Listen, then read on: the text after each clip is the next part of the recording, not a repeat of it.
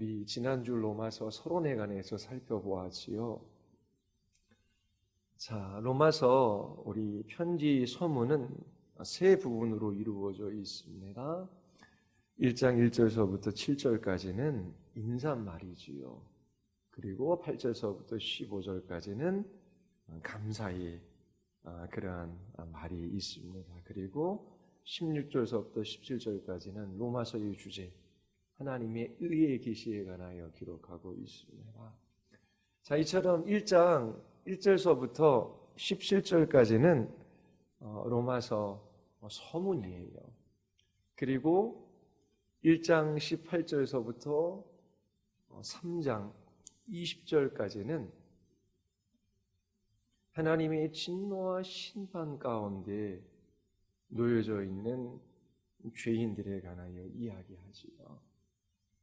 그리고 우리가 어떻게 하나님의 진노와 심판으로부터 구원받을 수 있는지 3장과 4장에서 이야기합니다.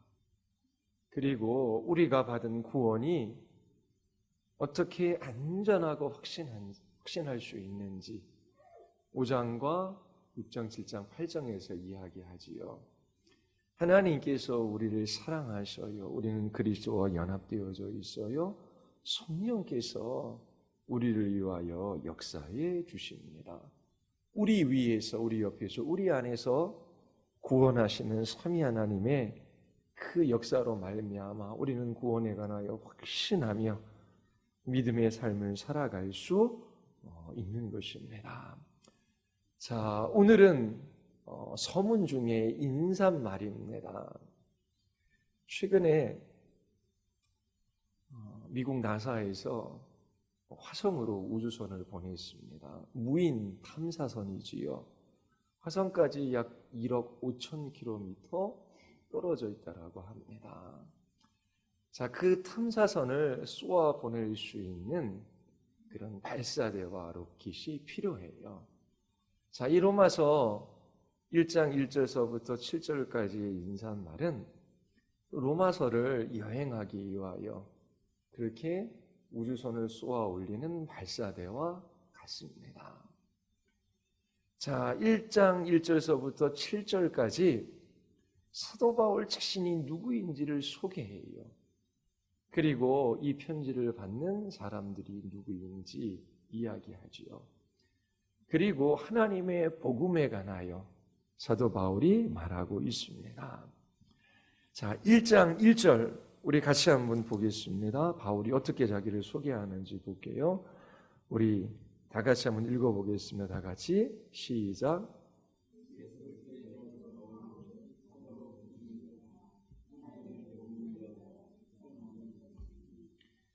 자, 사도 바울은 자신을 어떻게 소개하고 있습니까? 첫 번째, 나는 예수 그리스도의 종이다라고 그렇게 소개하고 있습니다. 두 번째는 어떻게 자신을 소개해요? 자신이 사도로 부름을 받았다라고 그렇게 소개합니다. 그리고 세 번째는 바울 자신은 하나님의 복음을 위하여 특정함을 입었다. 이렇게 세 가지로 사도 바울이 자기 자신을 소개해요. 자, 첫 번째, 바울은 자신을 예수 그리스도의 종이라고 소개합니다. 헬러 전통 속에서 종, 노예라고 하는 단어는 언제나 혐오감을 불러일으키는 단어이지요. 바울은 바리새인으로서 율법의 의로 흠이 없는 사람이었어요. 그리고 많은 학식을 가지고 있었던 사람이었지요. 유대교를 위한 열심이 있었어요. 예수를 그리스도라고 하는 믿는 사람들을 증오했던 사람입니다. 마치 멧돼지가 포도원에 뛰어들어 날뛰는 것처럼 예루살렘 교회를 쑥대밭으로 만들어 놓은 사람이에요. 수많은 그리스도인들을 핍박한 사람이지요. 그런데 이와 같은 바울이 자신을 예수 그리스도의 종이라고 소개해요. 하나님의 은혜가 아니면 이런 일들이 일어날 수가 없습니다. 바울이 살았던 당시에 종은 짐승이나 물건처럼 주인의 것이에요. 종은 아무런 권리도 없고 그것 또한 주장도 할 수 없었습니다. 종이 자식을 낳으면 주인의 것이었어요. 종으로 산다라는 것 자체가 비참함 그 자체이지요. 그런데 바울은 로마에 있는 그리스도인들 한 번도 만난 적이 없는 그들에게 자기 자신을 그리스도의 종이라고 소개하고 있습니다. 사람들이 처음 만나면 자기를 소개하지요.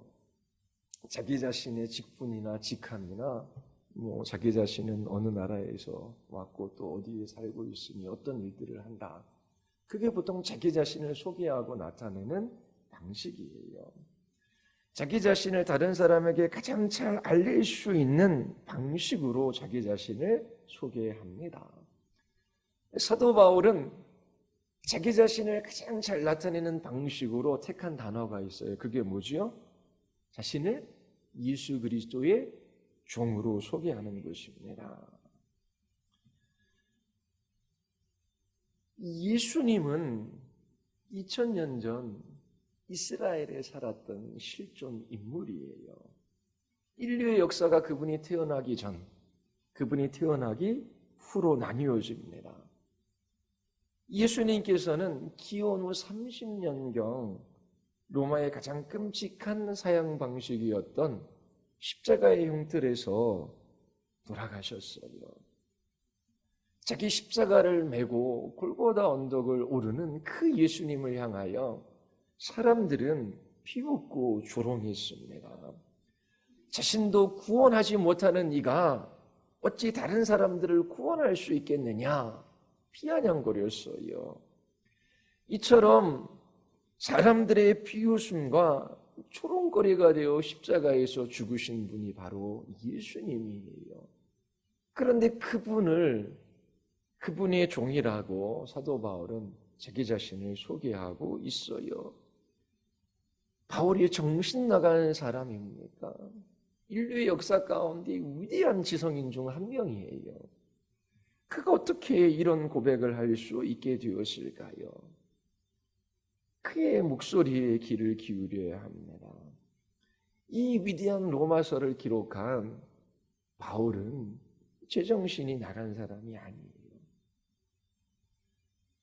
바울이 예수 그리스도의 종이라고 자기를 소개하는데 이 종이 된다라고 하는 의미가 무엇이겠습니까? 첫 번째는 자신이 예수님을 위해 존재한다라고 하는 것입니다. 왕이신 예수님께서 자기 자신을 다스리셔요. 자신의 생명과 자신의 인생과 자기 자신에게 속한 모든 것들은 예수님의 것이고 예수님을 섬기기 위하여 있다라고 하는 그런 고백입니다. 그리고 그리스도의 종이 된다라고 하는 의미는 그분이 기뻐하시는 모든 일에 온전히 순종한다라고 하는 거예요. 제가 존재하는 그 이유는 주님 때문입니다. 저는 예수님을 위해 있습니다. 그리고 주님이 기뻐하시는 일이라면 제가 무엇인지든지 순종하겠습니다. 이것이 종이라는 고백 속에 들어가 있는 의미예요. 갈라디아서 1장 10절에서 이제 내가 사람들에게 좋게 하랴 하나님께 좋게 하랴 사람들에게 기쁨을 구하랴 내가 지금까지 사람들의 기쁨을 구하였다면 그리스도의 종이 아니라 네가 그리스도의 종이기 때문에 사람들의 기쁨을 구한 것이 아니라 어떻게 해요? 주님이 기뻐하시는 일, 하나님이 기뻐하시는 그 일을 했다라고 바울이 고백하고 있어요. 바울은 이처럼 나는 그리스도를 위하여 존재하고 그리스도께서 기뻐하시는 일에 온전히 순종하는 사람이다라고 자기 자신을 소개하고 있어요.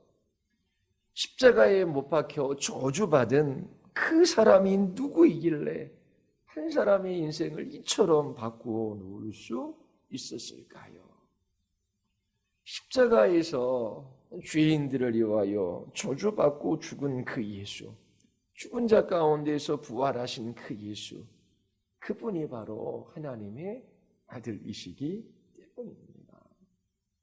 이 예수님이 사도 바울을 이렇게 바꾸어 놓은 것이지요. 로마서는 바울의 이야기가 아니에요. 단지 단순한 편지가 아니지요. 바울의 주인이신, 바울의 왕이신 예수님에 관한 이야기입니다. 바울을 다스리시는 하나님의 아들에 관한 이야기예요. 그렇다면 우리는 세상 사람들을 향하여 우리 자신을 어떻게 소개합니까? 누구의 아버지, 그리고 회사에서 어떤 직함을 가지고 있고 어떤 직분을 수행하는 사람이다. 보통 그런 것으로 자기 자신을 소개하잖아요.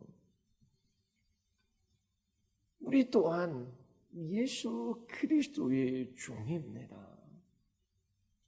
예수님이 우리의 왕이시며 우리의 주인이시지요. 내 인생의 주인이 나입니까? 우리는 육체도 인생도 자신의 뜻대로 주장할 수 있는 그런 주인이 아니에요. 어떻게 우리가 우리의 생명의 주인이며 우리의 인생의 주인이라고 말할 수 있겠습니까? 그렇게 말하는 사람은 반드시 세상의 종이 되고 사단의 종이 될 수밖에 없어요.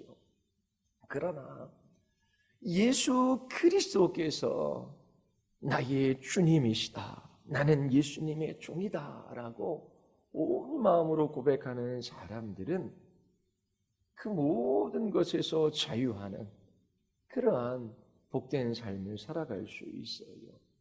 그러나 자신의 인생이 주인이 자기인 것처럼, 그 생명이 자기에게 달린 것처럼 그렇게 살아가는 사람들은 반드시 사단과 이 세상과 주의 종이 되어 살아갈 수밖에 없는 것입니다.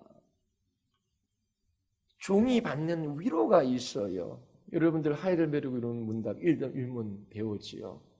살아서나 죽어서나 당신의 유일한 위로가 무엇입니까? 어떻게 답을 하지요? 살아서나 죽어서나 나는 나의 것이 아니요 몸도 영혼도 나의 신실하신 구주 예수 그리스도의 것입니다. 내가 예수 그리스도의 것이 된 것이 나에게 살아서나 죽어서나 영원한 위로가 된다라고 하는 거예요. 그리스도께서 죄와 사망과 사단의 권세에서 우리를 해방하셨어요. 하늘에 계신 나의 아버지께서 머리털까지 세신 받으시는데 나를 알고 계시며 나를 보호하셔요. 그리고 모든 것이 합력하여 선을 이루게 하시지요.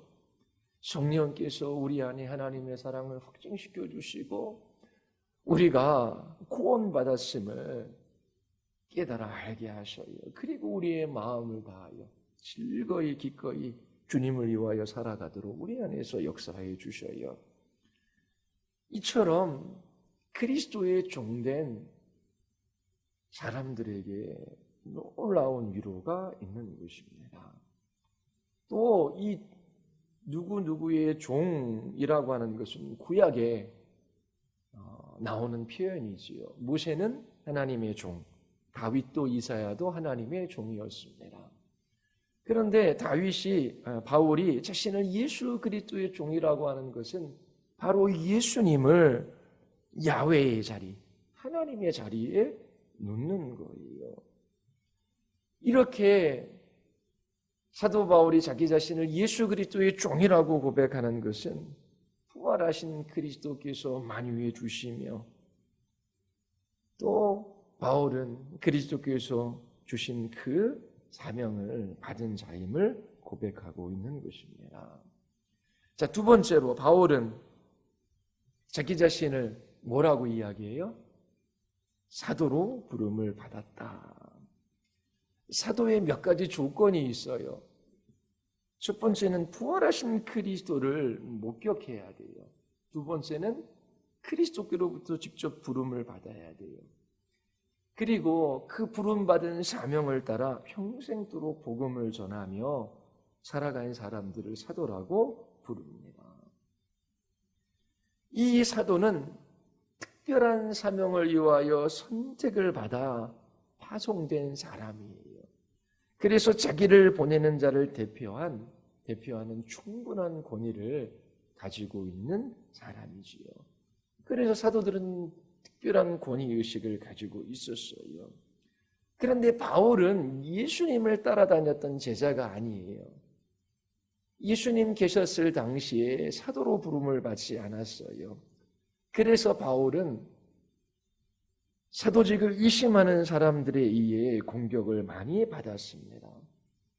그래서 바울은 자신의 서신서 여러 곳에서 자기 자신이 사도임을 계속해서 증거합니다. 갈라디아서 1장 1절에서도 사람들에게서 난 것도 아니요 사람으로 말미암은 것도 아니요 오직 예수 그리스도와 그를 죽은 자 가운데서 살리신 하나님의 아버지로 말미암아 사도된 바울은, 사울은 이처럼 자기 자신을 부름받은 그리스도의 사도라고 그렇게 주장하고 있습니다. 자, 바울은 예수님으로부터, 그리스도로부터 특별한 사명을 위하여 파송된 사람이에요. 그리스도를 대표하는 권위를 가지고 있어요. 그러므로 바울이 하는 일은 누구의 일이다?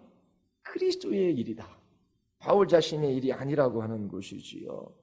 사도 바울이 전하는 이 복음은, 사도 바울이 기록한 이 서신은 바울의 것이 아니라 누구의 것이다? 그리스도의 것이고 그리스도의 말씀이다라고 하는 것입니다. 로마서는 바울의 말이 아니에요. 하나님의 말씀이기 때문에 위대한 것입니다. 그리고 세 번째, 바울은 자기 자신을 어떻게 소개해요? 택함을 입었다. 복음을 위하여 택함을 입었다. 갈라디아서 1장 15절에서는 내 어머니의 터로부터 나를 택정하시고 그의 은혜로 나를 부르셨다라고 그렇게 고백하고 있습니다. 자, 하나님께서 바울을 사도로 부르셨어요. 근데 언제 그를 사도로 택하셨지요? 어머니의 모태로부터 그를 택하셔서 구별하셨어요. 바울은 교회를 핍박했던 사람입니다. 다메섹 가는 길에서 예수님을 만나고 그 마음의 변화를 받지요. 예루살렘으로 올라가 제자들과 교제하기를 원합니다. 그러나 제자들은 바울의 회심을 신뢰하지 않아요. 이처럼 교회를 핍박했던 바울이 사도로 부름을 받았다라고 그 누구도 믿지 않았습니다. 그러나 하나님께서는 이 바울이 어머니의 태에 있을 때서부터 그를 택하시고 그를 부르셨어요. 하나님의 계획 안에 있었던 것이지요. 하나님의 계획, 그 하나님의 일하심이 얼마나 놀랍습니까? 우리들도 하나님의 택함을 입은 사람이에요. 에베소서 1장 4절에 보면 상세전에 그리스도 안에서 우리를 택하셨다. 그 기쁘신 뜻대로 우리를 예정하셨다라고 바울은 기록하고 있습니다. 이 세상이 만들어지기 전에 하나님께서 우리를 사랑하셔서 택하셨어요. 그 기쁘신 뜻대로 우리를 예정하셔서 하나님의 아들이 되게 하셨지요. 하나님의 택함을 받고 그렇게 그 사랑으로 부름을 받은 사람들이 그리스도인들이에요. 그런데 우리는 너무나 연약하지요. 그리고 우리 환경이나 상황이나 아니면 자기 자신 때문에 낭망할 수 있어요. 하나님께서 나를 사랑하셔서 택하시고 이처럼 부르셔서 자녀 삼아 주셨다라고 하는데, 하나님, 저는 너무나 힘든 삶을 살아가고 있습니다. 하나님께서 그처럼 구원해 주신 것이 아무 의미가 없는 것처럼 생각되어지는 때도 있어요. 그러나 하나님께서 사랑하시고 택하셔서 자녀 삼아 주셨다면 그 하나님의 구원하심은 실패가 없어요. 우리는 죄짓고 우리는 실패하고 우리는 넘어져도 하나님은 결코 실패하지 않으시는 분이셔요. 바울이 사도로 부름을 받고 하나님의 복음을 위하여 특정하심을 받은 것은 그가 능력이 있어서가 아니잖아요. 하나님께서 모태로부터 그를 부르시고 그를 택하셨어요. 하나님께서 우리들도 마찬가지입니다. 하나님의 사랑으로 자녀 삼아 주셨어요. 그리스도의 핏값을 지불하셔서 주의 소유되게 하셨지요. 그리고 우리에게도 사명을 주십니다. 바울이었기에 사명을 감당한 것이 아니에요. 바울이 하나님의 복음을 위하여 특정하심을 받고 사도로 부르심을 받았기에 그리스도의 종으로 사명을 감당한 것이지요. 바울의 인생은 바울의 것이 아닙니다. 우리의 인생도 마찬가지예요. 주님 앞에 이렇게 고백하십시오. 나는 주님의 것입니다. 나의 소유라고는 하나도 없습니다. 모든 것이 주님의 것입니다. 주님께서 내 인생을 향한 계획과 뜻을 가지시고 오늘도 이끌어 가십니다. 나의 지혜와 나의 지식으로 다 이해할 수 없지만 내 생각, 내 지혜, 그것과는 비교할 수 없는 그러한 지혜와 지식을 가지신 하나님께서 내 인생을 향한 주님의 뜻을 반드시 이루어 가실 줄 믿습니다. 하나님께서 계획하시고 뜻하신 바 그 일들을 바울을 통하여 이루어 가셨던 것처럼 창세전에 택하신 여러분들을 통하여 하나님께서 하나님의 일들을 이루어 가셔요. 그래서 그 하나님의 은혜를 붙들고 끝까지 인내하며 그렇게 믿음으로 살아가는 것이 필요한 것입니다. 이처럼 바울은 자신을 예수 그리스도의 종이며 또 사도로 부름을 받았고 하나님의 복음을 위하여 특정함을 입은 사람이라고 증거하고 있습니다. 그리고 나서 2절부터 4절까지 사도 바울은 간단하지만 복음을 잘 요약해서 설명해 주고 있습니다. 우리 2절부터 4절까지 같이 한번 읽어볼까요? 다 같이 시작.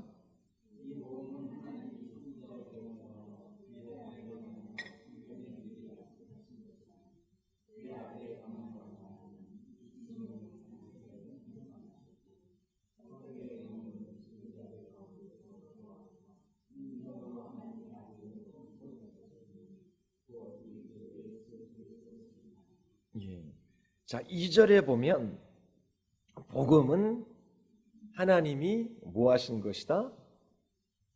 선지자들을 통하여 구약 성경에 미리 약속하신 것이다. 기독교와 다른 종교가 다른 것이 뭐예요? 기독교는 계시 종교입니다. 하나님께서 하나님 자신을 나타내 보여주셨어요. 하나님께 이르는 놀라운 길을 우리에게 계시해 주셨어요. 그래서 기독교인들은 하나님께 이를 수 있는 것입니다. 복음 안에 그 모든 것들을 나타내 보여주셨지요. 그래서 이 복음은 사람의 생각이 아니라 하나님께서 미리 약속하신 거예요. 구약의 선지자들을 통하여 약속하신 것이지요. 하나님은 이 약속하신 것을 역사 가운데 이루셨습니다. 역사가 진행되어져 감에 따라 이 복음이 점점점 드러난 것이지요. 그리고 그 모든 약속된 것을 그리스도 안에서 성취하셨습니다. 하셨습니다. 이처럼 복음은 사람들이 생각해낸 것이 아니라 하나님께로부터 주어진 거예요. 그리고 이 복음은 구약에 약속된 것이었지요. 이 약속이 이루어졌습니다. 우리는 이 복음 속에서 약속을 이루시는 신실한 하나님을 발견할 수 있어요. 예수 그리스도께서 오시기까지 수천 년의 세월이 지나갔습니다. 그 역사는 그 약속을 이루시는 하나님의 구원의 역사예요. 창세기 3장 15절에 여자의 후손으로 말미암아 뱀의 머리를 상하게 하시겠다라고 이 복음을 계시해 주셨지요. 그 약속을 하나님께서는 신실하게 이루셨어요. 자, 오늘날에도 주님께서 우리들에게 약속의 말씀을 보내어 주셨습니다. 이 약속의 말씀을 끝까지 붙들고 기도하며 주님의 뜻을 따라 살아가는 성도들에게 복이 있어요. 그런데 그 약속이 좀처럼 이루어지지 않는 것 같아요. 상황은 어렵고 환경은 악해만 갑니다. 조바심이 나지요. 불안한 마음이 들어요. 그러나 여러분들이 성경을 읽으면 그 수천 년 전 하나님께서 이스라엘 백성들에게 약속하셨던 그 약속을 어떻게 신실하게 이루셨는지 그 하나님의 영광을 볼 수 있습니다. 그래서 그리스도인들은 약속의 말씀을 붙들고 인내해야 돼요. 그리고 소망 중 위로로 삼고 그렇게 하나님의 방식에 절대적으로 순종하며 살아가야 합니다. 여호와의 말씀에 내 생각은 너희 생각과 다르며 내 길은 너희 길과 달라서 하늘이 땅보다 높음같이 내 길은 너희 길보다 높으며 내 생각은 너희 생각보다 높으니라. 기도하는 일이 있으십니까? 기도는 단지 우리의 마음의 소원을 간구하는 것이 아니지요. 주님의 뜻대로 구하는 것입니다. 약속의 말씀을 붙들고 하나님 앞에 기도해요. 자, 그 기도 중에 가장 많은 기도가 결국 영혼들의 거듭남과 회심, 구원이 아닙니까? 우리의 남편, 우리의 아내, 우리의 부모, 우리의 형제, 우리의 자녀들이 거듭나서 예수님을 나의 구주, 나의 하나님이라고 고백하고 예수님의 말씀을 따라 이 복된 길을 걸어가는 것, 이것이 최고의 복이지요. 그래서 우리의 가족과 우리 이웃들을 위하여 기도해요. 오래도록 기도해도 아무 일도 일어나지 않는 것 같아요. 그래서 포기하는 사람들이 있습니다. 하나님께서 택하셨으면 언제 주님의 시간에 주님께서 구원하시겠지. 그러면서 기도하지 않을 수 있어요. 주님께서 우리의 기도를 사용하시고 그 기도를 통하여 모든 좋은 것을 우리에게 나타내 보여주셔요. 그래서 주의 영광을 찬양하게 하시는 것이지요. 끝까지 주의 약속의 말씀을 붙들고 포기하지 마십시오. 하나님께서는 복음을 창세기 3장 15절에 계시해 주시고 수천 년 동안 그 이스라엘의 역사 가운데 그 복음을 성취해 가셨어요. 반드시 그 약속을 이루시는 신실하신 분이 바로 하나님이십니다. 그래서 하나님께서 반드시 자녀된 우리들을 향하여 약속하신 그것을 이루실 것을 의심하지 마십시오. 때가 되면 반드시 하나님께서 약속하신 것을 이루십니다. 자, 복음은 뭐라고요? 하나님께서 선지자들을 통하여 구약 성경에 미리 약속하신 거예요. 또 두 번째 복음은 뭐지요? 복음의 내용에 관한 것입니다. 복음은 누구에 관한 거예요? 예, 그의 아들에 관한 것입니다. 하나님의 아들에 관한 것이지요. 사도 바울은 예수님을 하나님의 아들이라고 부르고 있어요. 구약에 오시는 왕 또는 메시아를 하나님의 아들이라고 칭하는 예언과 이 예수님을 연관시키고 있는 것이지요. 아들이라고 하는 호칭은 하나님과 친밀하고 독특한 관계를 가지고 있다는 것을 알려줘요. 사람은 사람을 낳지요. 그리고 하나님은 누구를 낳아요? 하나님을 낳습니다. 그러니까 아들이라고 하는 것은 낳는다라고 하는 거기에 방점이 있는 것이 아니라 하나님과 신적 본성이 있어서 동등하다라고 하는 거예요. 예수님은 하나님이시다라고 그렇게 바울이 전하고 있는 것입니다.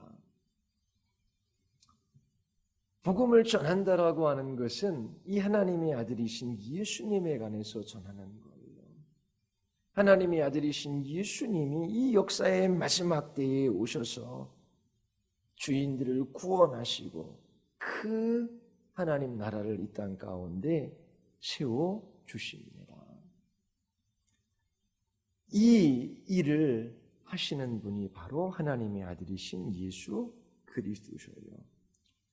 그리고 하나님의 아들에 대한 장엄한 묘사가 1장 3절 하반절서부터 4절까지 있어요.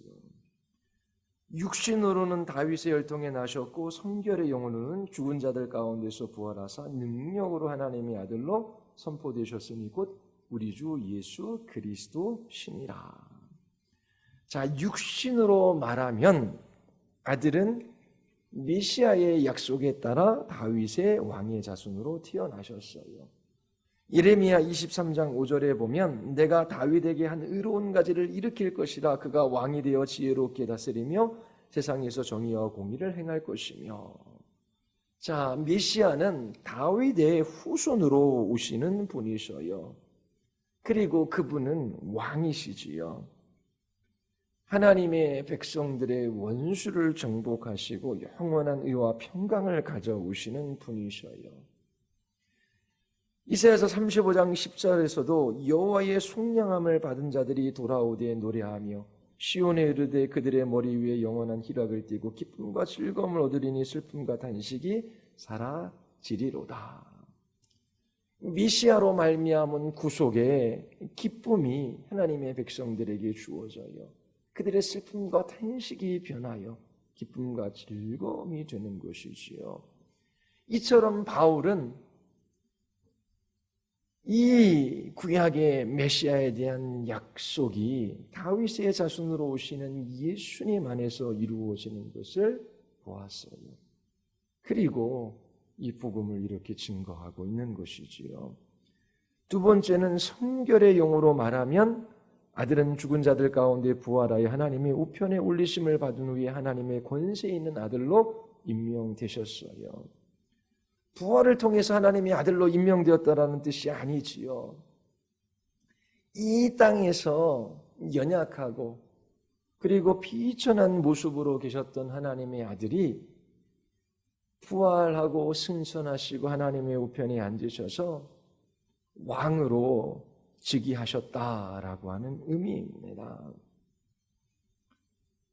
육신으로 말하면과 성결의 영으로 말하면 이것은 그분의 지상에 있을 때의 모습과 또 하늘의 상태를 대조해서 그렇게 말하는 것으로 이해할 수 있습니다.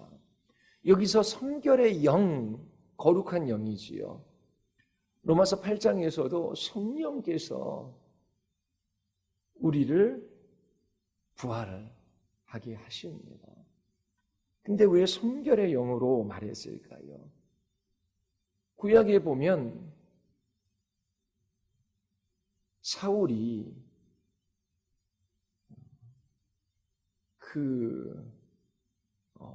영을 불러내는 일을 합니다. 신접한 사람을 통해서 죽은 사람이 다시 그렇게 영으로 귀신처럼 떠도는 것이 아니지요. 사단의 장난입니다. 그렇게 불결한 영이 있다라고 사람들은 생각했을 거예요. 그러나 부활케 하시는 일은 거룩한 영이다라고 그렇게 사도 바울이 말하고 있습니다. 이처럼 바울이 전하는 복음, 그 복음이 뭐예요? 오래전 선지자를 통하여 구약에 약속된 것이다. 그 약속된 것이 이제 예수 그리스도 안에서 이루어졌다. 이 예수는 구약에서 다윗의 후손으로 오시는 왕이시다. 그리고 그분은 죽으신 후 부활하심으로 권세에 있는 하나님의 아들로 선언되셨다. 이 예수가 주님이시며 그리스도시다라고 그렇게 선포하고 있는 것입니다. 자, 바울이 선포하는 복음의 내용의 핵심입니다. 신앙의 내용은 우리가 경험하고 느끼는 것에 달려있는 것이 아니에요. 객관적인 사실, 어떤 사실이 우리의 신앙의 내용이 되어 우리에게 소망이 되고 또 우리로 하여금 능력 있는 그리스도인의 삶을 살아가게 하는 것입니다. 사도들이 그리고 초대교회의 성도들이 이 세상을 이기는 믿음의 삶을 살아갈 수 있었던 비결이 무엇입니까? 그들에게 남다른 능력이 있어서가 아니지요. 예수가 바로 구약의 하나님께서 오래전에 약속하신 그 메시아이시며 다윗의 후손으로 오시는 왕이심을 그들은 보았기 때문이에요. 그리고 죽은 자 가운데 부활하셔서 예수님이 주요 그리스도가 되셨다라고 하나님께서 확정시켜 주셨기 때문이지요. 그들은 예수 그리스도가 누구인지를 알았어요. 그리고 그분에 관하여 들었지요. 그것이 그들에게 힘과 능력이 된 것입니다. 여러분들에게 예수님이 누구이십니까? 주님이십니까? 주는 구약에서 여호와, 야훼를 나타낼 때 쓰는 표현이었어요. 그래서 히브리어 성경을 헬라어로 번역한 70인역에 이 야훼, 이 여호와를 쓸 때에 아도나이 주라고 그렇게 다 번역한 것입니다. 그래서 예수를 주라고 고백하는 것은 하나님이라고 고백하는 거예요. 그리고 예수가 그리스도라고 하는 것은 기름 부음을 받은 자, 구약에서 왕과 선지자와 제사장의 역할을 감당하는 그러한 직분들을 줄 때에 기름을 부어주죠. 근데 예수 그리스도께서 기름 부음을 받은 이 왕과 제사장과 선지자의 직분을 감당하시는 거예요. 예수님이 오셔서 하나님의 말씀을 전해 주셨어요. 그리고 자기 자신의 몸을 제물 삼으셔서 죄인들을 위하여 영원한 제사를 드리셨지요. 그리고 왕으로서 죄와 사단과 사망의 권세를 물리치셨어요. 그리고 우리를 주님의 은혜의 통치 아래 두시지요. 그리고 온 세상을 다스리시는 분이십니다. 오늘도 예수님은 교회에 설교자를 보내어 주시고 말씀과 성령을 보내어 주셔서 선지자 역할을 감당해 주셔요. 그리고 오늘 우리를 위하여 중보하시죠. 그래서 제사장 역할을 감당하셔요. 그리고 말씀과 성령으로 교회를 통치하고 다스림으로 왕의 역할을 감당해 주십니다. 예수님이 주님이시며 그리스도이심을 고백하는 이 믿음이 제자들로 하여금 이 세상을 이기는 승리의 삶을 살아가게 했던 것입니다. 우리도 예수님을 안다면, 그를 믿는다면 우리도 그리스도인의 삶을 살아갈 수 있습니다. 자, 세 번째 1장 5절 우리 같이 한번 읽어볼까요? 다 같이 시작.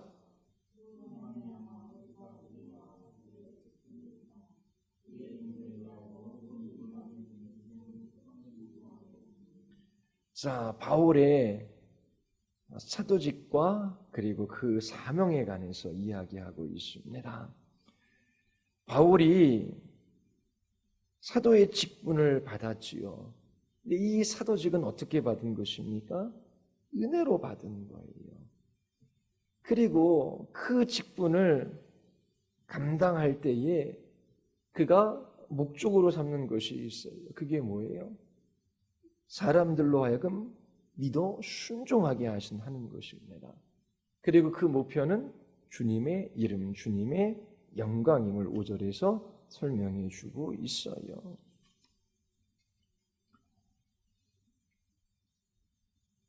주님께서 바울에게 은혜를 주셨어요. 그래서 은혜가 주어질 때는 사명도 함께 주어지는 것입니다. 하나님께서 우리를 은혜로 구원하셨다면 우리에게도 사명이 있어요. 그리고 그 사명을 감당할 수 있는 힘도 주님께서 주시지요.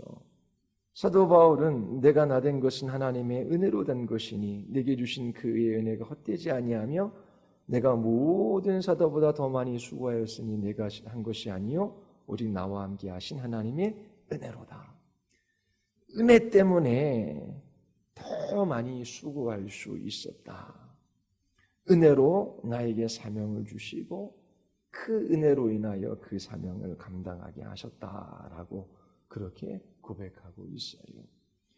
그리고 두 번째로는 그 바울의 사명은 모든 민족들로 믿어 순종하게 하는 거예요.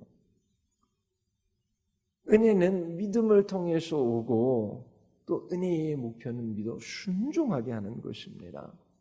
믿어 순종한다라고 하는 말의 의미가 무엇입니까? 믿음은 언제나 순종을 동반하고 또 순종은 언제나 믿음을 포함하고 있다라고 하는 거예요. 왜 믿음과 순종이 나뉘어질 수 없습니까? 우리가 믿는 예수님이 구원자이시며 주님이시기 때문에 그래요. 어떤 사람들은 나 예수님 믿고 죄 용서되어지고 천국 가라고 말해요. 예수님을 구원자로 믿는 것이지요. 그런데 주님으로는 믿지 않습니다. 그 증거가 뭐예요? 하나님이시고 왕이신 이 예수님의 말씀에 순종하지 않는 거예요. 그런 구원은 없다라고 하는 것이지요. 왜냐하면 구원은 죄 용서뿐만 아니라 우리를 죄와 사단과 사망의 권세에서 그리스도의 통치 아래로 옮기는 것이기 때문에 그래요. 그래서 예수님을 구원하신 분으로 믿고 나는 천국 간다라고 말하면서 예수님을 나의 주님으로 모시고 그분의 말씀에 순종하는 이 주님의 통치 아래 살아가는 일이 없으면 구원받은 것이 아니지요. 왜냐하면 예수님은 구원자이시며 동시에 주님이시기 때문에 그래요. 그래서 믿는 것과 순종하는 것이 나뉘어질 수가 없는 거예요. 순종은 예수님의 주권, 예수님의 왕되심에 순종하는 것을 의미합니다.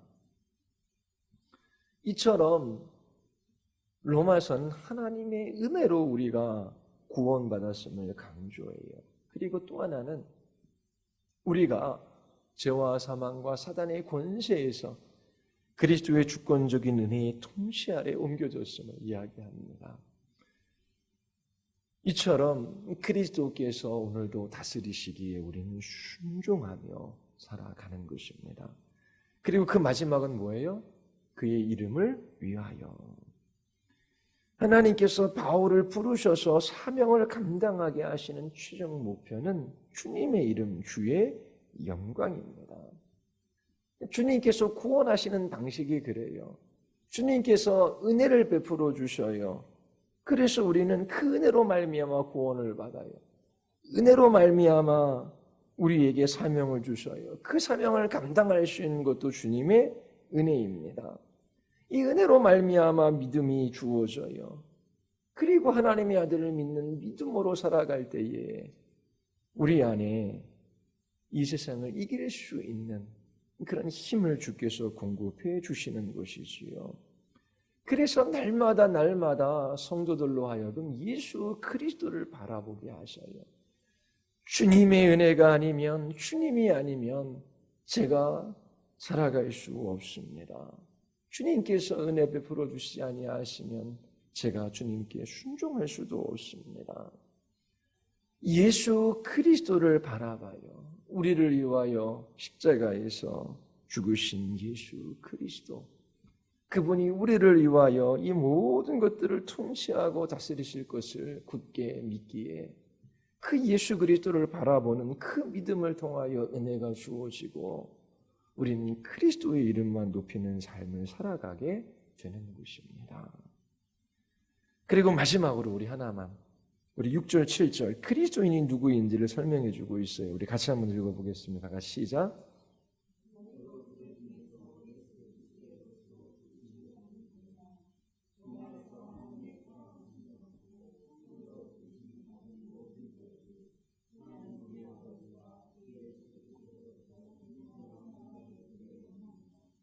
그리스도인들은 자기 자신이 누구인지를 아는 것이 너무나 중요해요.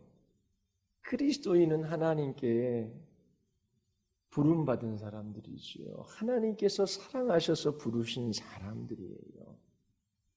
로마에 있는 그리스도인들을 한번 생각해 보십시오. 귀족 중에서도 예수님을 믿는 사람들이 있었어요. 그러나 대부분의 로마에 머물고 있는 그리스도인들은 황제나 귀족들에 비하여 보잘것없는 사람들이었지요. 그리스도인들은 세상의 지위나 신분이나 세상 사람들이 가치 있게 여기는 그런 것들을 가지고 있지 않아요. 그러나 불멸의 가치를 지니고 있는 사람들이에요. 하나님의 특별한 부르심과 특별한 사랑 속에 있기 때문이지요. 하나님이 위하시는 사람들이 바로 그리스도인들이에요. 그래서 그리스도인들은 이 세상을 향하여 당당하고 담대할 수 있는 것입니다. 하나님께서 바울을 부르셨어요. 우리를 부르셨어요. 그래서 그리스도에게 속하게 되었어요. 그 부르심은 주님의 사랑에 기초하는 것이지요. 내가 무엇인가 공로를 세웠고 의로운 삶을 살아가기 때문도 아니고 내가 잘 살 것을 미리 알았기 때문에 미리 내다보신 주님께서 나에게 구원을 베풀어 주신 것도 아니에요. 왜 나는 구원받고 저 사람은 구원받지 못했는지 우리에게 근거가 있지 않아요. 설명할 수 있는 것은 하나님의 자비와 공율과 사랑밖에 없는 것이지요. 이처럼 하나님께서 사랑하셔서 나를 택하시고 나를 불러주셨어요. 그리고 이 세상과 구별되어 하나님께 속한 성도라 일컬음을 받게 하신 것이지요. 여기에 그리스도인의 가치가 있는 것입니다. 주님이 왜 나를 사랑하셨는지 우리는 결코 알 수가 없어요. 왜냐하면 주님의 사랑은 이 세상에서 찾아볼 수 있는 것이 아니기 때문에 그래요. 그 사랑이 너무나 놀랍고 위대하기 때문이지요. 이처럼 예수 그리스도의 것으로 부름을 받은 사람들은 결코 그분에게서 끊어져 나갈 수가 없어요. 하나님의 사랑 때문입니다. 하나님의 사랑은 우리를 그리스도에게서 끊어져 나가지 않도록 지켜주셔요. 예수 그리스도의 것으로 부름받은 신자들은 결코 그분에게서 떨어져 나갈 수가 없습니다. 하나님의 사랑 때문에 그래요. 자, 그리스도인들이 믿음을 지키며 날마다 전쟁터와 같은 이 인생의 한복판에서 살아가요. 우리가 승리를 확신할 수 있는 이유는 어디에 있습니까? 하나님께서 사랑하셔서 부르시고 그리스도에게 속한 자 되게 하셨기 때문입니다. 그래서 우리는 반드시 승리해요.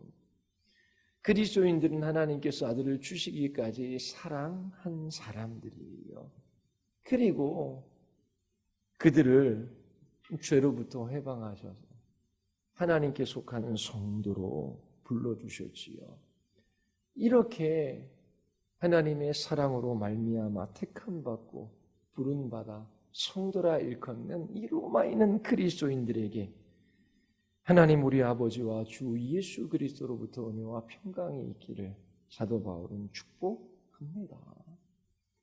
이처럼 하나님 아버지와 예수 그리스도 그분을 바라볼 때에 우리에게 은혜가 주어지고 그 은혜로 말미암아 이 세상이 줄 수도 없고 할 수도 없는 평강이 그리스도인들에게 있게 되는 것입니다. 이처럼 사도 바울은 로마서 이 서문의 인사말 속에서 너무나 놀라운 것들을 쏟아놓고 있어요. 첫 번째, 자신이 누구인지. 자신을 어떻게 소개합니까? 나는 그리스도의 종이다.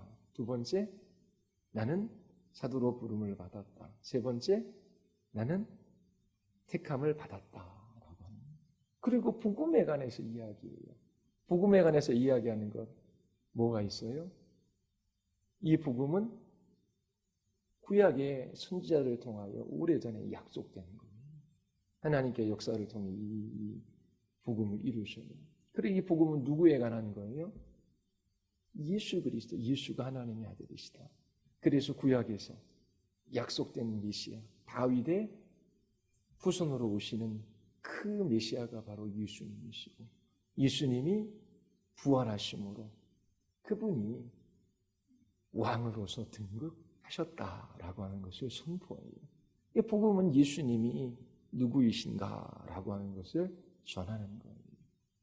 그리고 사도 바울은 자기 자신의 사도직을 은혜로 받았는데 그 사도직의 그 사명은 믿어 순종하게 하는 거예요. 그리고 궁극적인 목표는 주의 영광을 위해서이지요. 왜요? 은혜로 사도직을 받고 은혜로 그 사도직을 수행하고 은혜로 믿어 우리는 예수 그리스도를 바라보고 그 바라보는 믿음을 통하여도 우리에게 은혜 주셔서 그렇게 이기게 하십니다. 그래서 그리스도만 높이게 하시는 거예요. 자, 그리고 그리스도인들은 누구요? 그리스도인들은 누구? 하나님의 사랑을 입어 부르심을 받아 그리스도에게 속한 바 되어서 성도라 일컬음을 받게 되었다라고 하는 것이지요. 그들에게 은혜와 평강이 주어지는 것입니다. 여러분들이 로마서 외울 수 있으면 외우시고 그리고 이 말씀을 붙들고 기도하십시오. 하나님께서 지금까지 경험하지 못했던 놀라운 복음의 영광을 경험하게 하셔서 여러분들이 이 세상을 이기는 그리스도인의 삶을 아름답게 살아갈 수 있게 되기를 바랍니다. 자, 우리 같이 한번 기도하시겠습니다. 우리 시간 기도할 때에 하나님 참으로 많은 진리들이 이 로마서에 포함되어져 있습니다. 하나님 우리의 눈을 열어 이 진리를 보게 하시고 경험하게 하시고 이 객관적인 진리, 이 하나님의 말씀에 붙들려 살아가게 하여 주시옵소서. 우리 같이 한번 우리 하나님 앞에 우리 기도하시겠습니다.